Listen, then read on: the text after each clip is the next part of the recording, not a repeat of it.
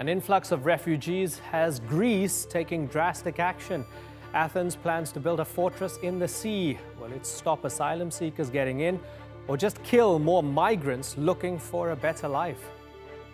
I'm Imran Garta, and today's newsmaker is Greece's floating barrier.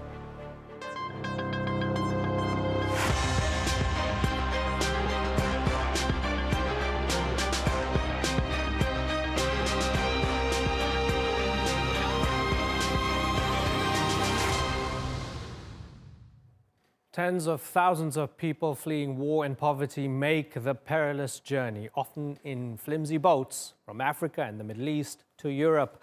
What's already a dangerous voyage could become even more deadly. Greece plans to install a floating fence in the Aegean Sea.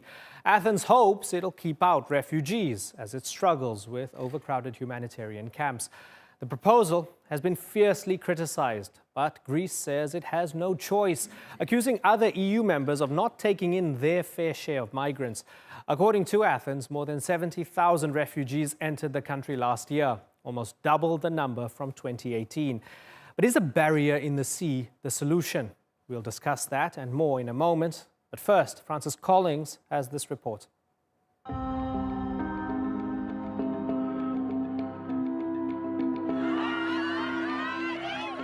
The Greek island of Lesvos at the end of January. Refugees from the overcrowded Moria camp protesting against their terrible living conditions, as well as being denied the chance to move on to other countries in Europe. We are here to find peace, and we are not a prisoner. We are human. More than 42,000 men, women and children are estimated to be living as refugees on Lesvos and other nearby Greek islands. And many are stuck between a rock and a hard place, unable to leave because of a containment policy set by the European Union in 2016, and forced to remain until their asylum requests are processed by an overstretched system. Located just 10 kilometers from the Turkish coastline, Lesvos is a magnet for refugees and people smugglers. Now Greece wants to make it harder to reach the island. It wants to erect a sea barrier for nearly 3 kilometers, complete with flashing lights to deter the arrivals. And it may extend the wall to 15 kilometers. The Greek government under Prime Minister Kyriakos Mitsotakis has promised to take a tough line on the refugee issue, while criticizing the lack of support from his European neighbors, saying last year, Europe is treating first arrival countries like Greece as convenient storage for refugees and migrants. Is this European solidarity? And the Greek Minister for Migration was quoted as saying, the rules of the game have changed. The government sees the floating fence as similar to the barrier it erected at the Evros land border with Turkey 8 years ago. The decision to build the sea wall to prevent more scenes like this has been met with criticism. Every state, including Greece, has a legitimate right to manage their borders, but those that are coming across the sea with the intention of seeking asylum, safety, they have a fundamental right to do so. And while to some, the barrier is resident of similar strict anti-refugee policies elsewhere in Europe, can Greece be blamed for wanting to halt an influx of desperate people it can't cope with, while getting minimal assistance from its neighbours in the European Union? Francis Collins, The Newsmakers. Well, joining me now on set is Aysegul Yalcin Eris. She is the Deputy General Coordinator of the Association for Solidarity with Asylum Seekers and Migrants here in Turkey. Yannis Koutsomitis is in Chania on the Greek island of Crete. He's a political analyst and the managing editor of Kappa News. And also with me here in the studio is TRT World Producer Rahul Radhakrishnan, who visited the Moria camp in Lesvos last year. Good to have you all on the program. We're hoping to be joined later on by Foro Ramazan Kha in Newcastle. That's in a few moments. But let me start with you, Aysegul Yalcin Eris. Greece has decided to take a drastic measure here, an actual barrier in the sea. Do you understand where they're coming from? Or is this something that's going to cause more harm than good? And first of all, thank you very much for having me here. And as you told, Greece announced install a pilot plan for install floating barriers in the sea. But actually, we can clearly see that it is in a country with, in a country with maritime border very long. It is very. That floating barrier is just a symbolic. It's like a Trump's wall. So it is not going to work. It is not going to be stop people to migrants from Turkey to Greece. It is aiming to stop main rota from Turkey to Greece and stop the migrants from the journey. But I don't think it is going to be work. Okay, Yannis Koutsomitis. We have our guest here in Istanbul saying she doesn't think it's going to work because we've seen walls before. We've also seen on this particular Balkan route, we've seen the Hungarians and others try to erect barriers, maybe on land. Maybe the unique aspect of this is that it's at sea. So with that in mind, the migrants are still going to keep on coming. Do you think the Greek government has thought this through?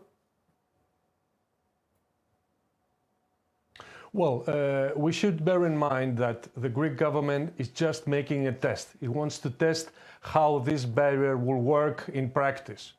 To give you an example, if the barrier is erected in outside of the coast, which is more frequent for arrivals of migrant dinghies, the Greek Coast Guard will be able to monitor which dinghies are arriving, under which circumstances, and will be able to escort these dinghies to the coast. So it's just a test of the Greek government to see how it can manage a very irregular flow of dinghies and migrants from the Turkish coast to the Greek coast. But we should also bear in mind that according to the EU-Turkey agreement of 2016, these boats should not leave the Turkish coasts after all. So it's a very difficult situation right now for the Greek government because the flows have been increased since the mid-2019. The agreement for 3 years was working almost okay. But for the last year, we've been witnessing an increase of flows, and the Greek government needs to act right now. Right. Okay. So there was a decrease after 2015, and then, as you mentioned, in the past year, there's been a spike again. But given that, yes, it's a pilot project, given that an additional barrier is being put in the sea, the fact that the journey is already perilous, if just one person loses their life on this trip, wouldn't it be a failure? Because you've added another hindrance and another barrier, and you've made it potentially more deadly for people at sea. Well, I'm not an expert on sea security measures, but I can tell you what the Greek Coast Guard is aiming at. They want to have an open gate, let's say, of a few meters in the center of the barrier with Greek Coast Guard boats there in order to regulate and escort the dinghies the moment they reach the Greek waters. So we could also say that it could be safer for the dinghies once they reach the Greek waters to be escorted by Greek or Frontex boats from the Greek waters to the shore. So I'm not quite sure if it's more dangerous or it's safer for the we don't know migrants. For sure. Yes, but we should also. Yeah, we don't know. Also, we need to have a cooperation with the Turkish Coast Guard, because we can't have a barrier without the cooperation of the Turkish Coast Guard. And to that part of the story, I'm not quite sure how the Turkish Coast Guard will cooperate with the Greek ones. Yeah, and that remains to be seen, just the level of that cooperation. We do know Amnesty International is against this move. Their research director for Europe, Massimo Moratti, condemning the proposal, saying it's an alarming escalation in the Greek government's ongoing efforts to make it as difficult as possible for asylum seekers and refugees to arrive on its shores. I want to go to our TRT World producer, Rahul Radhakrishnan, who spent time on the islands, on Moria, in Lesbos Island, and we look at the numbers. You have a camp that can only really take in about 3,000 people or accommodate about 3,000 people, and upwards of possibly 20,000 people in the camps. Clearly something is wrong, right? I don't think many people disagree with the Greek government that there's a problem. It's about how to solve that problem where the disagreement comes in. When you went there, did you get a sense of a very unsustainable situation for the migrants and refugees there? Most certainly. I've been reporting around the region for a while, and when we went there to report on some of the services that were available to the asylum seekers on the island, what we saw was how this camp, which was fenced off for 3,000 people, was already overcrowded and overwhelmed.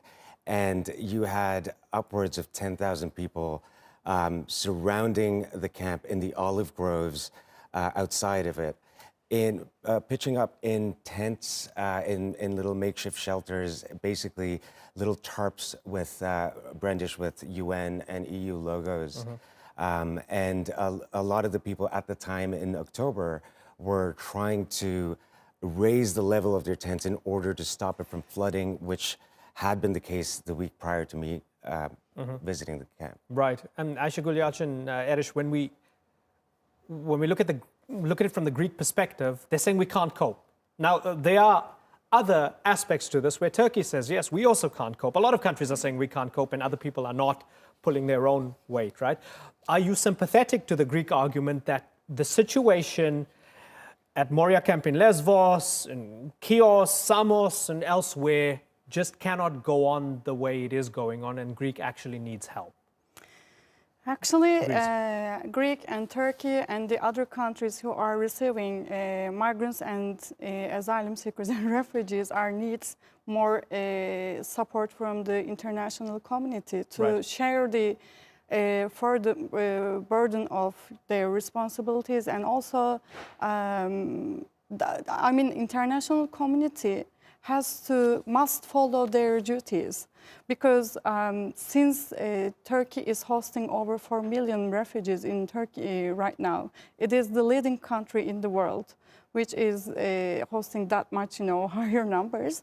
And of course, Greece and Greek or Turkish governments needs not just the financial aid, but also the international community has to open safe sources, safe ways for the migrants. But they're not doing it. So they're not doing it. So at the moment, each country is taking matters into their own hands. So is what we're seeing just a manifestation and a symptom of that? Okay, the UN, you're not going to help. The big powers, you're not going to help. Greece is going to do what it feels it needs to do. I think rather than putting up more barriers, the answer to the current situation is to address two of the key problems. First, the factors that drive thousands to flee from their home countries, and second, the lack of effective policies to manage humanitarian migration in a humane and effective manner. So I know this is not easy, and this is not going to be quick, and change is not going to be quick, and it is not going to be fixed very easily.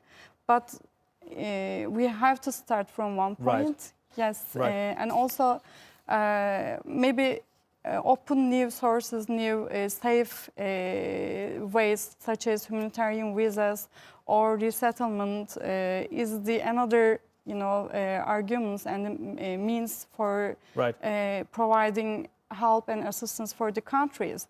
It is not just the responsibility of international community. It is also something in a humanitarian way we all have to follow. Let me ask Yannis then about the solving of the root causes here, because I remember in my time in Athens and in Thessaloniki speaking to some people about this issue.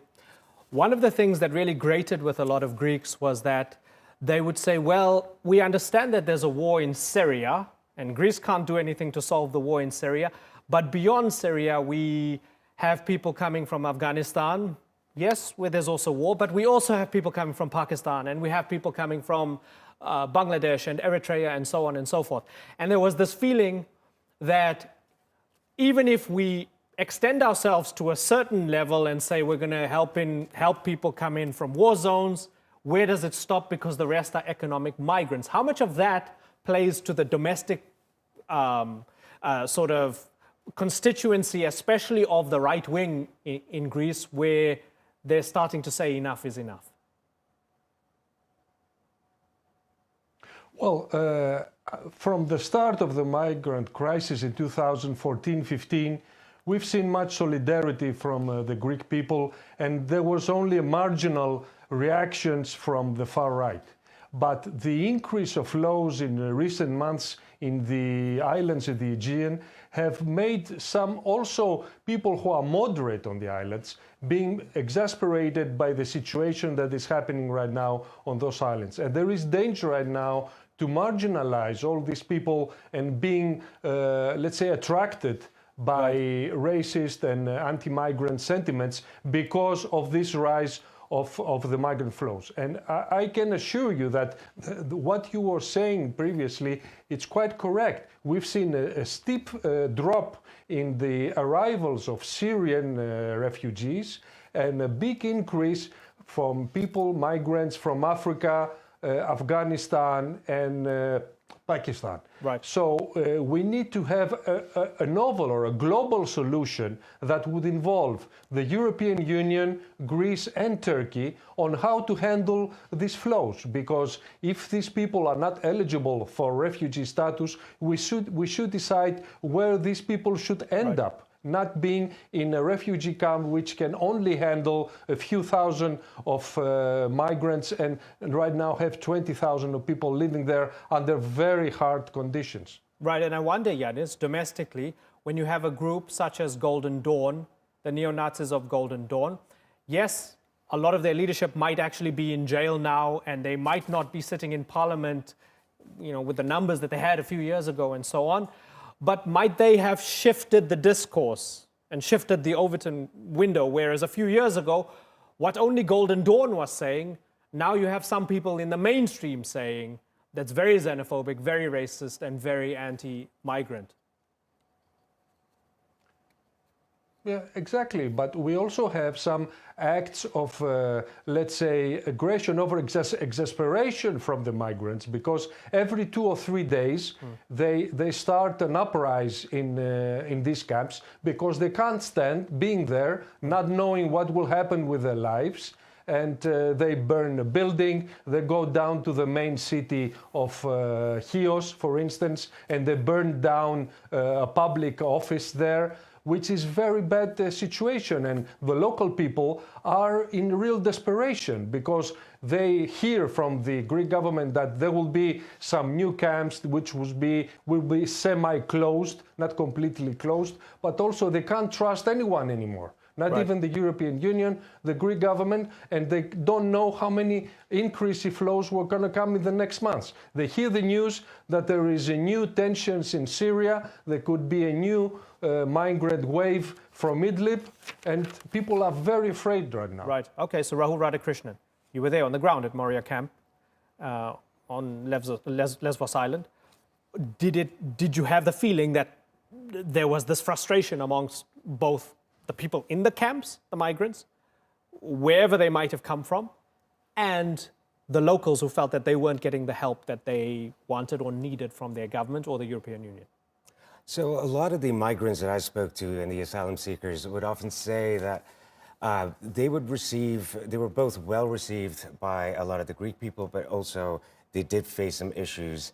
But I think what a lot of them wanted to talk to me about was how the conditions in the camp and how cramped it is were often provided a room for very unsafe conditions for especially children and women. There were numerous rape cases at the camp, and we met a few migrants who were at the hospital attending to some of the wounds that they sustained. during their stay. So I did go and ask a handful of families if they still had a level of hope of change, the fact that they've gotten this far. But I think a lot of them resigned to the fact of how hard the situation was. They felt cheated, they felt defeated. But let me then ask you, Rahul, the fact, because you've spoken to a lot of these people, you have a closer understanding than a lot of us in terms of their hopes and their dreams and what they're hoping to achieve, the better life that they want once they reach Europe. When they read the news, if they're either embarking on the journey, in the middle of the journey, or in a camp, when they read the news that there's going to be an additional barrier in the sea, is it actually a deterrent? Would you feel that people would go, okay, hold on, maybe we're not going to try Greece? So we also, the same month, we spent some time reporting on the waters in between Turkey and Greece. We spent some time with the Turkish Coast Guard, who were collaborating deeply with the Greek Coast Guard. And so the Coast Guard had intercepted a boat filled with 38 Afghan migrants, and a lot of them had tried this treacherous journey before. They said they'll do it again, and they're leaving behind some excruciating circumstances in their home countries, and they continue to hope that they will reach European waters and European lands in order to seek asylum in a better life. Right, and that's interesting, right? So, Yannis, how would the Greek population feel if they learned that, you know, people are trying, failing, trying again, failing, and, you know, the Turkish Coast Guard is, rather than just, you know, shoving migrants towards Greece, is actually working in tandem with the Greek government in trying to stem the flow of refugees. But no matter what the barriers, no matter what international cooperation there would be to keeping them away from European shores, they're going to keep on trying. That's not going to go down with the Greek people, is it? Of course not. It is obvious. And the root of the problem is, first, the war in Afghanistan isn't over. There are still battles in various parts of the country. The Turkish government has taken a more tough stance on Afghan migrants reaching Turkey. So they feel, Afghan migrants feel in Turkey that they might be deported soon. So they're anxious to reach Europe before they're being deported back to Afghanistan. And the third part is that the European Union cannot reach a consensus on how to deal with the various people from Afghanistan, because there are people from Afghanistan who do need refugee status because they are persecuted, let's say, by the Taliban and other extremists. And also, but there are people who are in relatively calm and peaceful areas of the country. So it's very difficult to distinguish which Afghanistan need refugee status. But an idea would be to bring together the Turkish government, the European Union and Greece and reach a new reform of the agreement in order not to have this crisis being so severe as this has been in the previous months. Okay, and just some housekeeping for everybody's information. Earlier I told you that I was hoping to get Foro Ramazan Khan, who's an immigration law expert from Newcastle under Lyme. We could see her, but we couldn't hear her, and she couldn't hear us, so unfortunately she couldn't join the conversation. But as we wrap up the conversation, just a few minutes left, Aysegul, what would your message be to the Greek Prime Minister Kyriakos Mitsotakis? That they're, you know, a new government, they've inherited something that has come before them. This crisis hasn't just begun in the past couple of months. What would you advise the Greek government to do? I would like to advise not just for the Greek government, but for the international community, for the European Union, because since the world's richest regional union could do the better for the refugee crisis in holding right now, but they didn't follow their duty and they didn't share the burden they have to. So maybe opening the safe channels such as resettlement and humanitarian visas is the option, and with Greek government and also Turkish government is not responsible for solve all the problems that we are facing with the refugee crisis. So with Greek government and of course Turkish government, we are still asking humanitarian assistance from the international community, and it is including in EU and the EU countries, not just the EU, but also EU countries. So I can say that. And also, I should add the other things that we observed.